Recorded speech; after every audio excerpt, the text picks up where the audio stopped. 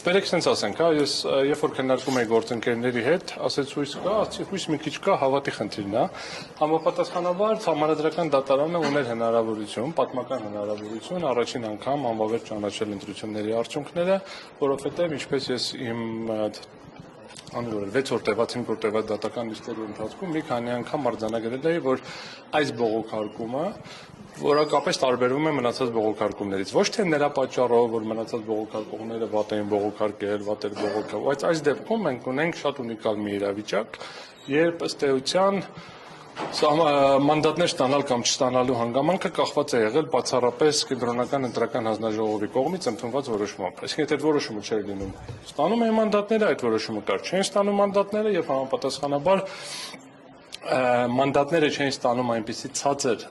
տարբերությամբ, որը դատական նիստի ժամանակ կենտրոնական ընտրական հանձնաժողովի աշխատակիցը ընդունեց,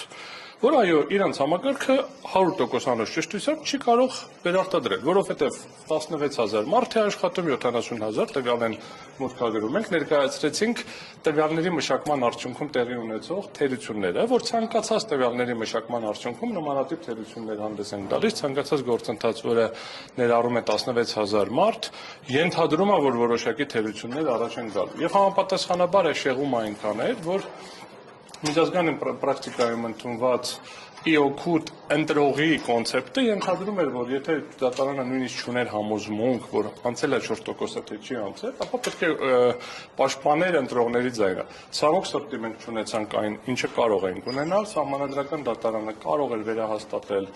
այդ խախտումները, որը շատ հստակ միանշանակ ցույց էր տրվել դատական գործի շրջանակներում եւ դրանով իսկ բարձրացնել վստահությունը դատական համակարգի։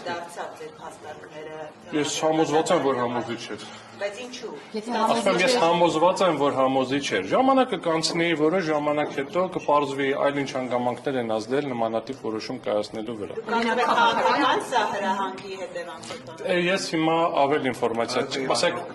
ավարտեմ, ես ավել ինֆորմացիա հիմա ավել կարծիք չասեմ, բայց ակնհայտ է, որ դատական նիստի շրջանակներում ներկայացված ապացույցների